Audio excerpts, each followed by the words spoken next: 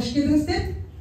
Бұл ынтымақтастық алаңында біз әрбір атқан таңымызды ізгілікке, ізгі ниетке бар күшіміз саламыз, солай ма? Ал сол енді ізгі ниеттің бәрін өзіміздің жан дүниемізбен, шынайы сезімімізбен қабылдай отырып, біз өзге жұрттарға, өзге кісілерге шапағат нұрын шашамыз. Енді бізді көріп отырған барша жан ізгі ниеттес болады да, бізге сендер алтын алма, алғыс ал деген халықтың даналық сөзін айтады. Шындығында да біз оларға алтын жердің сыйы, ал алғыс болса елдің сыйы дейміз. Алғыс алуға бәріміз күштармыз ғой, ендеше қолдарымыз соғайық.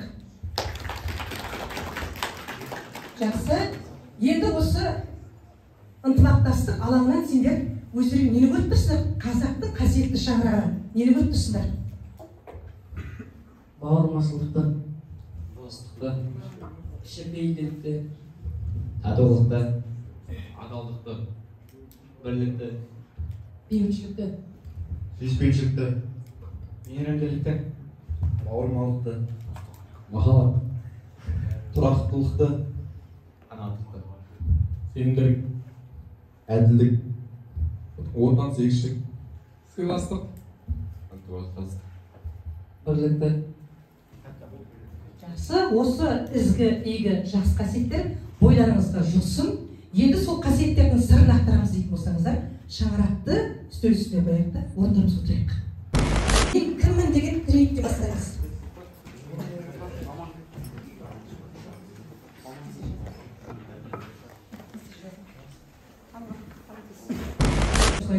Өзіңізді өзіңіз сипаттаңыз. Екінші, мен ата-ана пікірінше кімсіз? Ата-ана көзімен жазыңыз. Үшінші, мен кіммін? Дос көзімен, өзіңізді сыңарыңызбен, жұбыңызбен.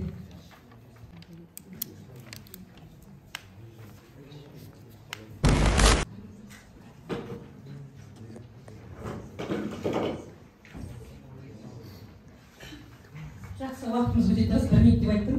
Мен кіммін? Мен алғырмын, мейірімдімін. Ал ата-ана көзінше кем. Ақылды бала деп соғады. Тәртіпті баласың, үлгілі ұрпақсың ғой, тегің мықты дейді. Өте жақсы. Мен кіммен? Достарымның көзінше. Достарым, сен жақсы дос бола аласың. Сен сырлас та, мұңдас та бола аласың. Себебі сен менің ақылшымсың. Өте жақсы. Келесі, қолдарына тартылған қолдау дегендерді. Мен ата-ананың болашақ қамқоршысымын. Өте жақсы. Мен ата-ана көзімен, мен білімді, қабілетті болғанымды ата-анам да қалайды. Балам, сен мықтысың дейді. Достарымның көзінше, достарым маған, сен сырлас. Қай кезде қол ұшын беруге мықты доссың дейді. Өте жақсы. Келесі.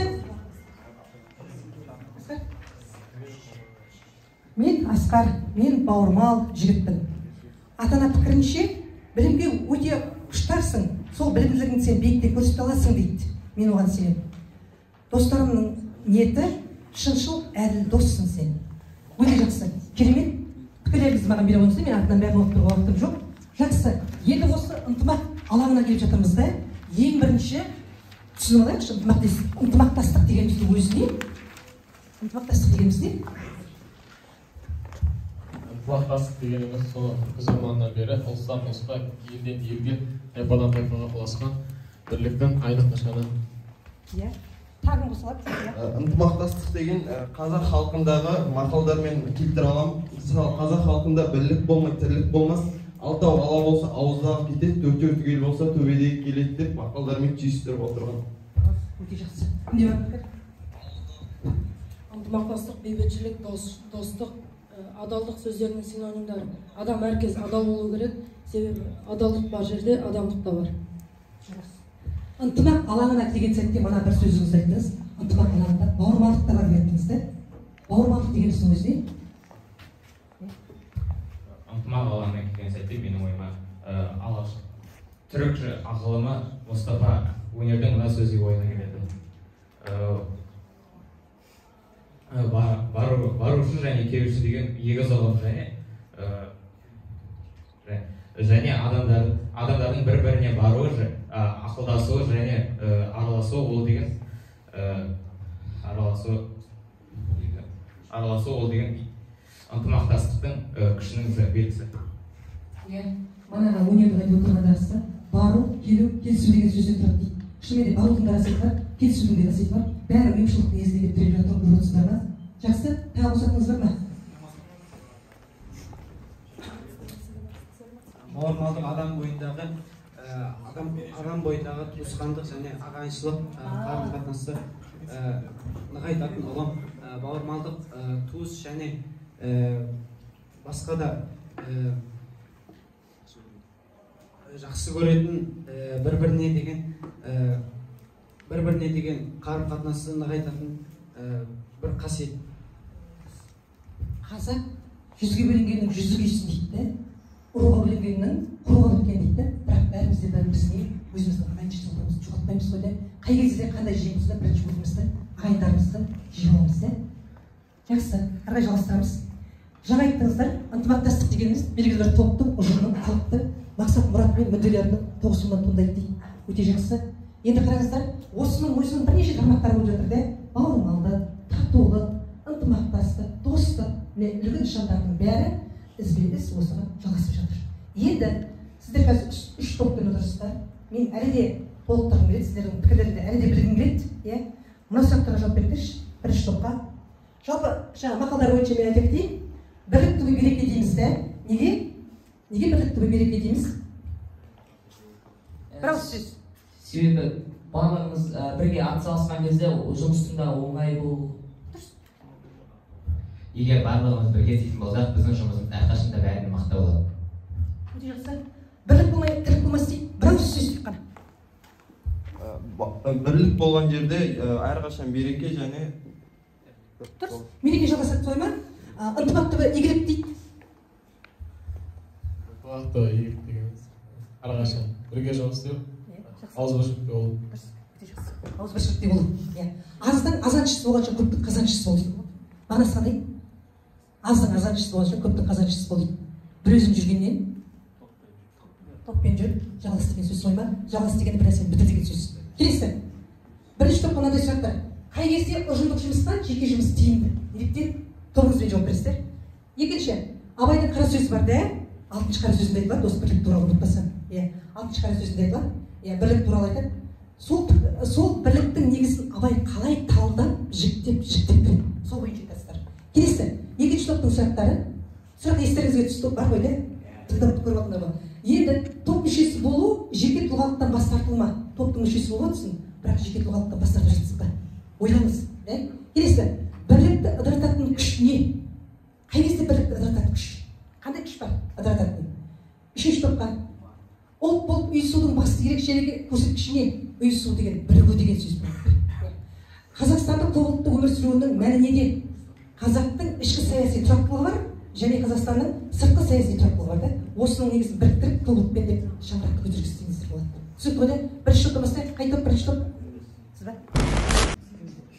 Негізінде толықтай келгенде ұжымдық жұмыс бізге үлкен іс-шараларды істегенде, яғни осындай үлкен қауымда масштабта заттарды жасағанда бізде ұжымдық жұмыс өте тиімді болады.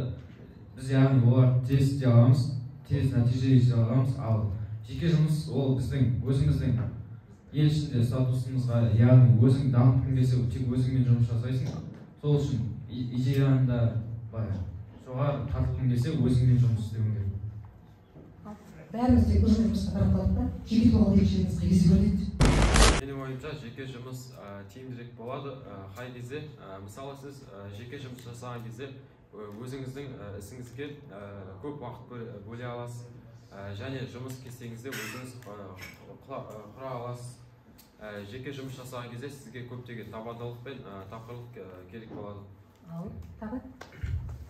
Егер сіз жеке жұмыс істейтін болсаңыз, сіз топтықтан басқа өзіңізді басқа адамдарға жан-жақты көрсете аласыз, және өзіңіздің қандай дарынды, қандай тұлғалы адамзат екеніңізді көрсете аласыз. Жақсы, қосамыздар ма? Жақсы, екінші топтың сұрағы? Екінші топ қайсы? Сіздер болса? Топ мүшесі болсаң да тұлғалықтан бас тарту емес деген ойдамын, өйткені топпен жұмыс жасағанда көп адамдарды кездестіресің, сол көп адамдарды кездестіргенде мінезіңді, көңіл күйіңді ауыстырып тұруың керек, бірақ бұл тұлғалықтан бас тарту емес деген ойдамын, өйткені неше жылдар бойы өз мінезіңді, қабілеттеріңді дамытып келіп, және оларды бір уақытта пайда болған жалған қабілеттермен ауыстыру ол дұрыс емес деген ойдамын. Жақсы. Тағы да қосаңыз. Маған топтық жұмыстан гөрі жеке жұмыс ұнайды. Жеке жұмыстан гөрі топтық жұмыс ұнайды.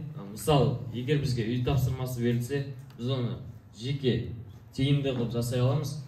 Мысалы, бірақ егер бізге тапсырма көптеп берілсе, біз үшін топтық жұмыс тиімді деп ойлаймын. Өйткені топтық жұмыста әркім өзінің жеке ойларын қоса отырып, идеяларын қоса отырып, біз тапсырманы толықтай орындай аламыз деп ойлаймын.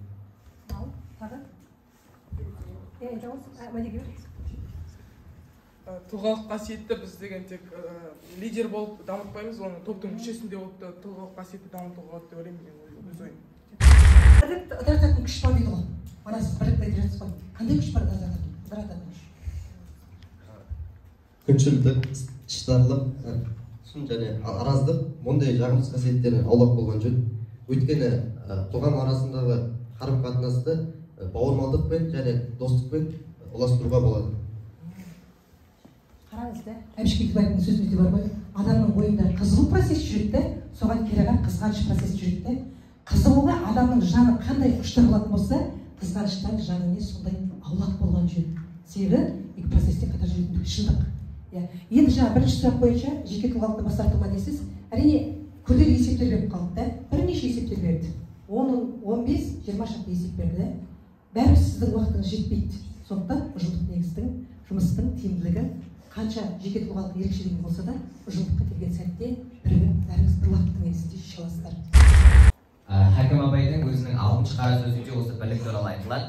Қазақ қашанда бірлікті ас ортақ, от ортақ, дәулет ортақ, киім ортақ деп ойлайды. Алайда қазақта бір мақал бар. Өнер алды бірлік, ырыс алды тірлік деген мақал бар. Бұндағы бірлік қай елде болады? Қазақ бірлік қай елде болатынын, татулық қай жерде болатынын білмейді. Сондықтан да олар ас ортақ, от ортақ деп есептейді. Егер жоқ бұл дұрыс емес. Әрқашан ақыл бірлік, ақылға бірлік, малға бірлік емес деп ойлайды. Өйткені ағайын арасындағы малға бірлік болса, ол араздықты тудырады. Сонымен қатар, егер сізді малыңызды біреуге беріп, біреу болғанда діні басқа, атасы басқа, күні басқа адамдарға берсеңіз де, олар өзі жалданып бірлігін қылады. Бұл нағыз автұрғандықтың белгісі деп Абай өз шығармаларын, өз қара сөзінде осыны дәлелдейді.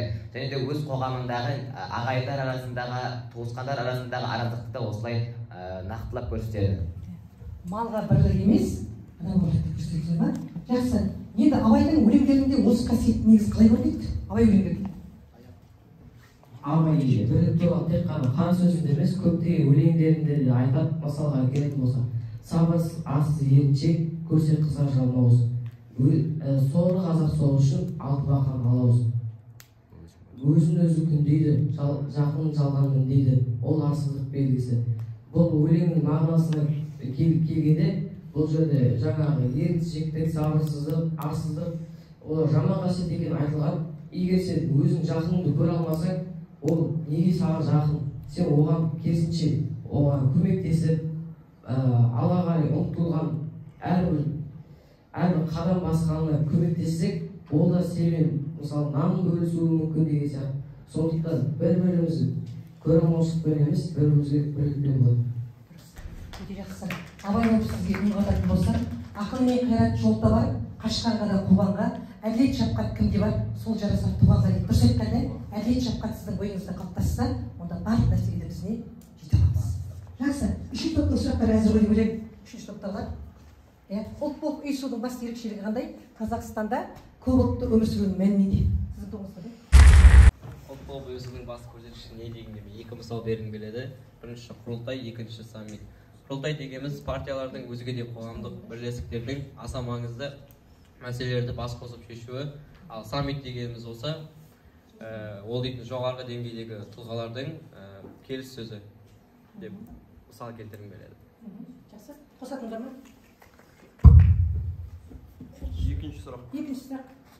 Қазақстанда көп ұлтты өмір сүруінің мәні неде? Алғашқы себептерінің бірі Кеңес одағы кезінде соғыс уақытындағы әртүрлі этностың қазақ жеріне келуі, және ол этностардың қазақ жерінде қалып қоюының басты себебі ол татулықта. Татулық біздің ішкі саяси тұрақтылығымыздың ең басты жетістігі деп ойлаймын. Батыржанның айтқан ішкі саяси тұрақтылық болса, менікі сыртқы саяси тұрақтылық. Қазақстан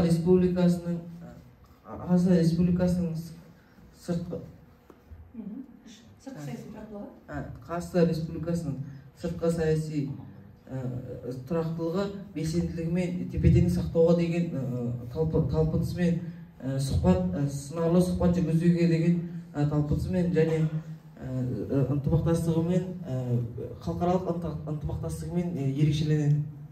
Дұрыс. Біздің сыртқы саяси тұрақтылығымыз мықты болса, жалпы ішкі саяси тұрақтылықтың негізі мығым болса, сыртқы саяси тұрақтылықтың негізі де мықты болады. Мынадай нәрсе бар да, екі нәрсе дүниеде қай кезде мысалға адамды келістіретінде сөз екен. Дауға найза араласып кетсе, келісу жоқ, кетісу болады екен. Қараңыздар да. Ал келісу қай кезде болады? Келісу мыңнан бір данышпанның қолынан келеді екен. Ал керісу болатын болса, кез келген тентектің қолында болады екен. Бұл Бауыржанның сөзімен де деседі ғой, солай ма? Бақыр берсең ала салады, балта берсең шаба салады, сондай ұрпағымыз көбеймесін деп тілейді ғой. Сонда осы қасиеттердің негізінен бойымызды аулақ етсек, онда біз не? Жақсы қасиеттерді үлгі қылып бойымызды дарта аламыз. Енді ынтымақтастықтың жанында бауырмалдық қатар жүргеніңізде бауырмалдыққа қатысты айтасыздар. Болудың 5 ережесін айтсам, ең бірінші шыншыл болу, жалған қарым-қатынасқа құрылған достық әрқашан тез бұзылады. Берік достық шыншыл болудан басталмақ. Әрқашан ашық шындықты бетіңе айта алатын достың бұл қасиетті саған берілген үлкен сый ретінде қабылдаған абзал. Достықтар арасында ыңғайсыздану болмайды. Екіншісі, түсінбеушілік туындатпау. Достар бір-бірінің артықшылықтары мен кемшіліктерін жақсы біледі.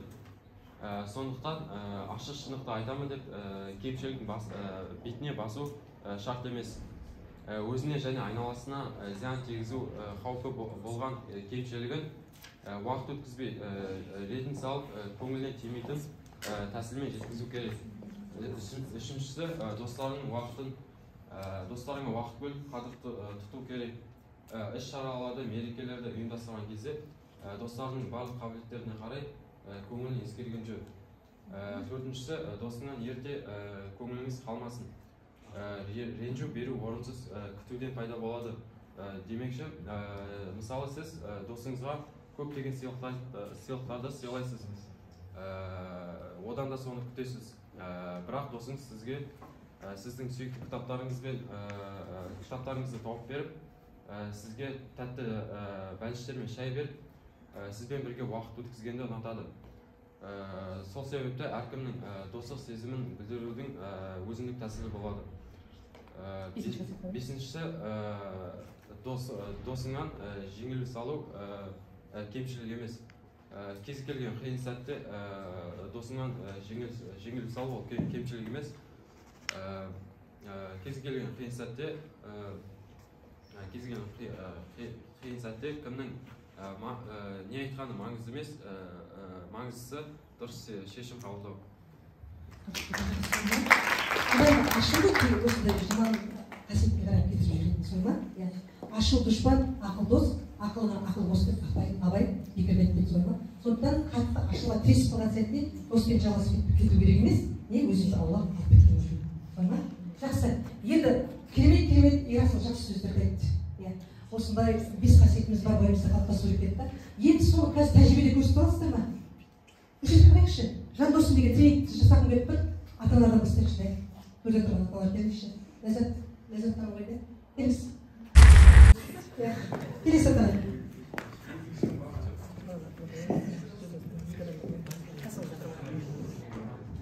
Қыдырша Гүлжира дейді. Жоқ, енді сіз ата-анамыз шығып тұрсыз. Амангүл Қыдырша ғой. Жақсы, енді жақсы, өзі түсіп тұра қарай, шынай болады. Шынай болады, көрейікші шынай. Жаным, балам.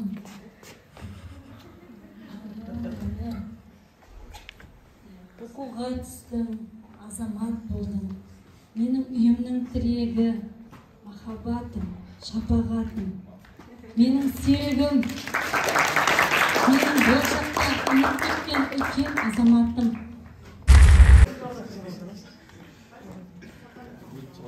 Кім екен? Аманжан Қалиев Мирас. Келіңіз, отырамын.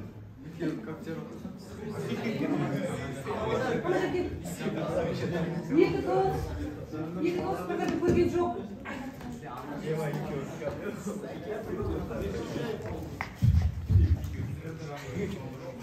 Көп уақыт өтті арада.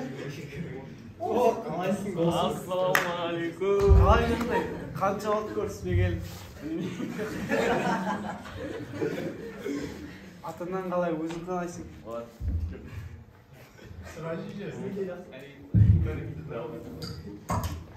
қастарына қыз жоқ, бізі құйылып тұр, Осы отырыңыз. Как сағай жығастырамыздар. Жодан қолдарыңызға стикерді алыңыз айналасына. Өзіңіз сол қасиетке байланысты сөздер жазыңыз. Ана тақырыпты ашатындай. Жодан, тез. Осы тақырыпты ашатындай стикеріңіз. Жодан, қыстыр. Біреуі жолдар шыққандай істерсіз.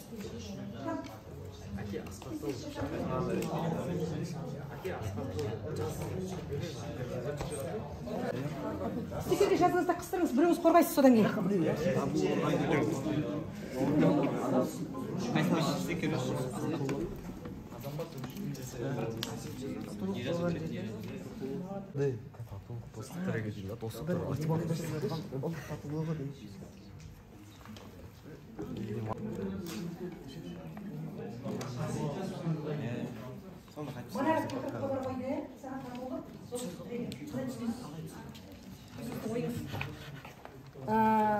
Жания ынтымағы ізгілік нышаны.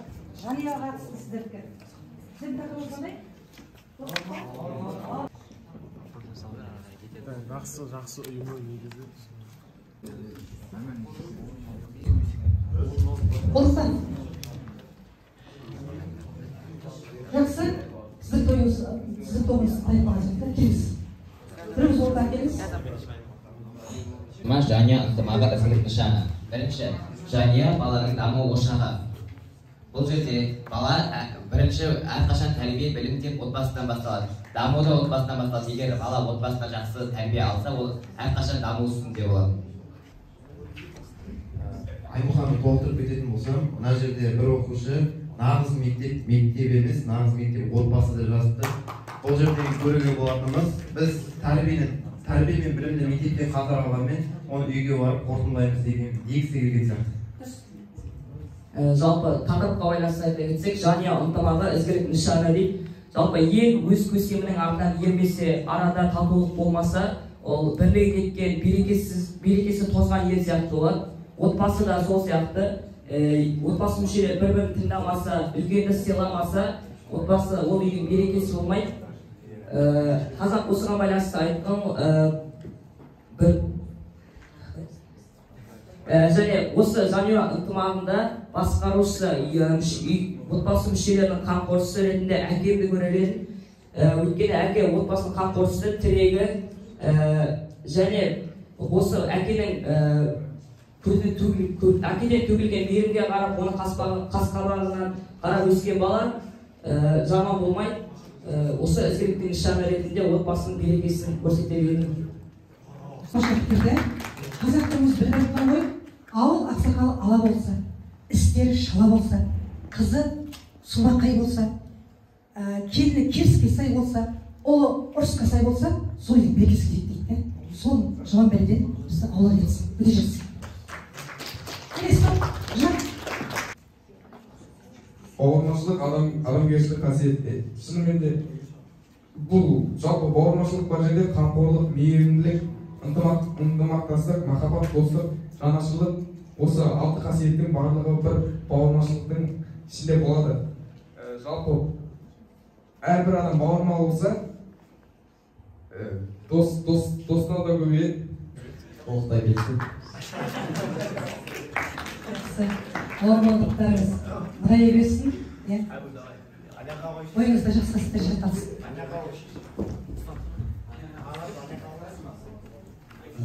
Татулықты жақсы ұйымның негізі деп жазыпты. Жақсы ұйымның негізі дегеніміз ауызбіршілікте ауызға жетті болса нәтиже шығады деген ойлаймын. Татулық деген жалпы шынымен де достық тірегі, ал достық болса өзіндік жауапкершілік пен қамқорлықтың, яғни рухани жақындықтың белгісі болып табылады. Достық адамды әрдайым алға қарай жетелейді, оны ешқашан мойымауға күш береді, және де қиындықтарды бірге көтеруге жәрдемдеседі. Жалпы дос жарандардың мінезі әрқашан бірдей бола бермейді. Олар мысалы бір достың мінезінде қызбалық немесе сабырсыздық болса, екіншісінде тұйықтық не жігерсіздік бола береді. Себебі достық дейтін осындай адамның кемшіліктерін жеңуге көмектеседі. Және де дос адамды әрдайым биікке жетелейді. Достықта өтірік айту, екіжүздік, өзімшілдік дейтін қасиеттер достыққа сыйыспайды. Және де нағыз достар олар әрдайым бір-біріне сеніп, бір-бірінің жақсылығын асырып, жамандан жасыратын адамдар. Бауырмалдықтың да, ынтымақтастықтың да, татулықтың да негізін нышандарын таптыңыздар. Енді осы дүниені ата-аналармен бірлесе отырып, қазір пирамида негізінде тұрғыза аласыздар ма? Осы жетістік негізін қалай көрсетесіз? Кім пирамида негізінде көрсете алады? Сұлтан келіңіз. Ел бірлігі, татулығы үшін ынтымақ пирамидасын құруды шештік. Біз ең алдымен күшті болу үшін бірлігіміз бен татулығымыз жарасу керек. Мен оны отбасымда ата-аналарымнан күтемін. Үміт еткен балаларымыз аман болсын деп. Құлындарым, еліміздің ынтымағы жарасқан, татулығы жарасқан, ұлт бірлігі мығым болсын. Бауыр болайық, қамды қасиеттерді қалыптастырайық. Ырысалда ынтымақ болса, ырыс несібеміз көп мол болсын. Бірлікті сақтайық, татулықты қалыптастырайық. Осы жерде бір-бірімізге мейірімді болып, және адал болуға тырысу керек. Мәңгілік болсын, ынтымағымыз жараса берсін.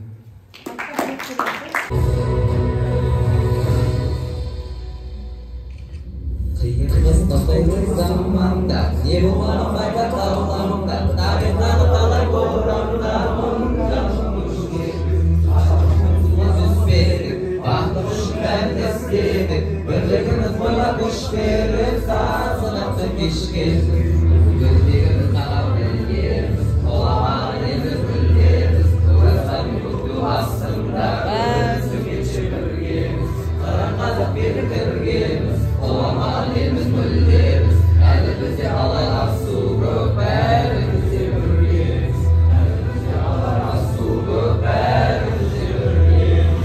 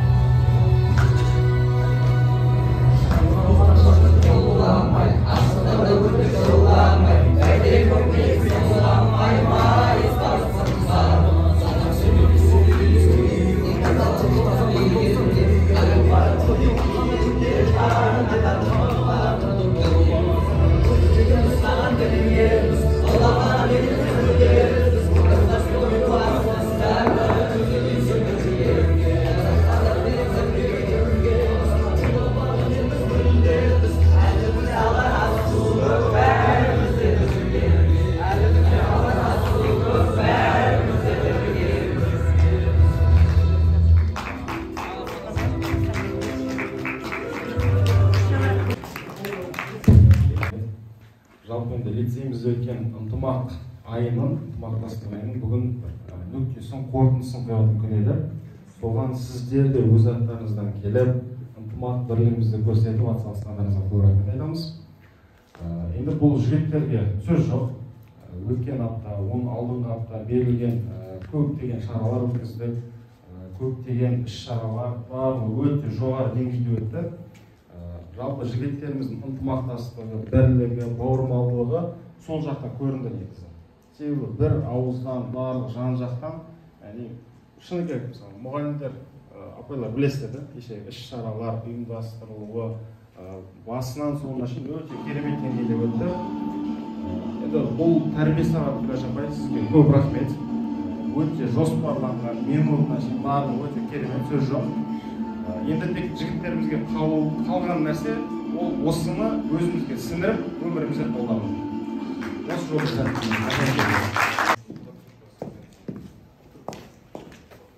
қайырлы күн, құрметті күләш апай, ата-аналар, ұстаздар және оқушылар. Бүгін мінекей жаңа аптада, жаңа күнде жақсы іспен жұмыстарыңызды бастап жатыр екенсіздер. Баршаңызға сәттілік тілеймін. Енді мына 10-шы А сыныбының жетекшісі күләш апай сыныбымызбен өткізген тәрбие сағатымыз жақсы деңгейде өтті деп ойлаймын. Тақырып та өте жақсы екен. Татулық, ынтымақ бұл біздің қай кезде де сонау ата-бабамыздың негізі қаланған уақыттан бері келе жатқан дүние, ынтымақ, татулық, бірлік қай кезде де керек. Жаңағы төртеу түгел болса төбеде келеді дейді. Яғни бұл жерде татулық, ынтымақ, бірлік, береке болған жерде барлық нәрсенің де берекесі болады. Келісіліп, ынтымақтан жасалынған нәрсе ол жақсы нәтиже береді. Міне осы дүниелерді оқушылар жеткізе білді, өздерінің ойларымен, көзқарастарымен, пікірлерімен жақсы пікірлер айтылды. Енді осыны өмірде де балалар қолданып, ары қаратай үлкен өміріңізде де осындай ынтымақтықта, бірліктікте жүрсеңдер, сіздер алмайтын қамал болмайды деп сенемін, сенім артамын. Ал сәт сапар ары қарайда осындай жақсы тәрбие сағаттары, сынып сағаттары жалғаса берсін, татулықта, бірлікте болайық. Шынымды айтайын, жаңа басталғанға дейін ана атты бәйгеге қосқан кезде тақымын қысып отырады дейді ғой, сол сияқты болдым. Мен сондай күйді кештім, қазір актер көктер болып тұрып, себебі істің бәрі біткеннен кейін кішкене ух деп демімді алып жатырмын. Сәтті шықтыңыздар балалар, керемет, татулығыңыз жарасқан, ынтымағыңыз берік, мықтылықтың дініне қадалған ұрпақ болыңыздар, ата-ананың сүйкімді перзенті болыңыздар. Одан басқа айтарым жоқ. Тек қана алға.